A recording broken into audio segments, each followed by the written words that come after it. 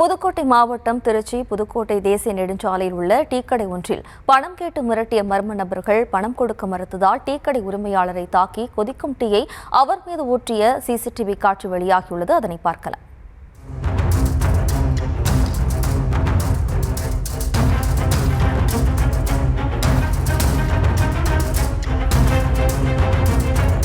இது தொடர்பான விவரங்களோடு இணைகிறார் நமது செய்தியாளர் பாக்கியராஜ். வணக்கம் பாக்கியராஜ், விவரம்.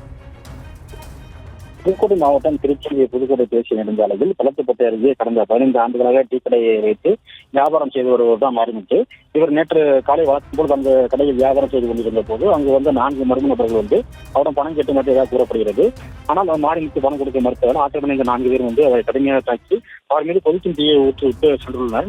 இது குறித்த சிசிடிவி காட்சியோடு தெக்கியூர் காவல் நிலையத்தில் வந்து பாதிக்கப்பட்ட புகார் அளித்தும் வேறு நடவடிக்கை எடுக்கவில்லை என்று சொல்லப்படுகிறது. இந்த நிலையில் அவரது மகன் தற்போது சமூக வலைதளத்தில் சம்பந்தப்பட்ட சிசிடிவி காட்சியை பதிவிட்டு காவல்துறையின் அலட்சியமாக செயல்படுவதை சுட்டிக்காட்டியதோடு உடனடியாக நடவடிக்கை எடுக்க வேண்டும் என்று கோரிக்கை விடுத்துள்ளார். விவரங்களுக்கு நன்றி பாக்கியராஜ்.